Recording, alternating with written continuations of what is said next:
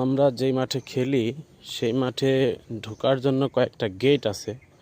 তার মধ্যে একটা গেট হচ্ছে এইখানে, গেট নাম্বার 5।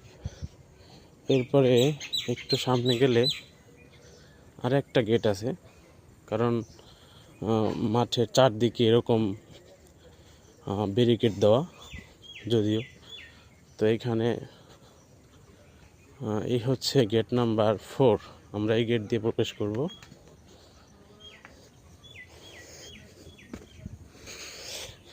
এই গেট দিয়ে প্রবেশ করার পরেই দেখা যাবে আমাদের সেই সুন্দর সবুজ শ্যামল মাঠ। তো আমরা মাঠে প্রবেশ করছি। এই হচ্ছে মাঠের প্রবেশ পথ। মাঠের প্রবেশ পথটা বেশ সুন্দর হাঁটার জন্য। আস্তে আস্তে হাঁটি হাঁটি পা পা করে আমি আগাচ্ছি মাঠের দিকে। মাঠে অলরেডি প্র্যাকটিস চলতেছে খেলার জন্য।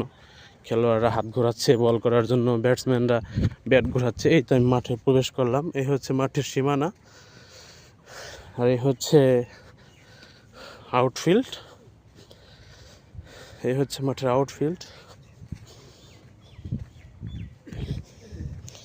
ইয়াকুব ভাই বোলিং করছে, আর ওইখানে পিয়ারেলি ভাই ফিল্ডিং করলো।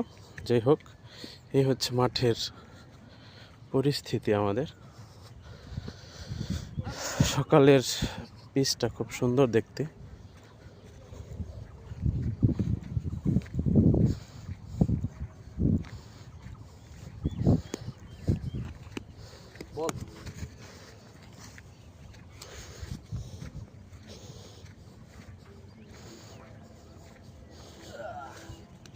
Oh, miss.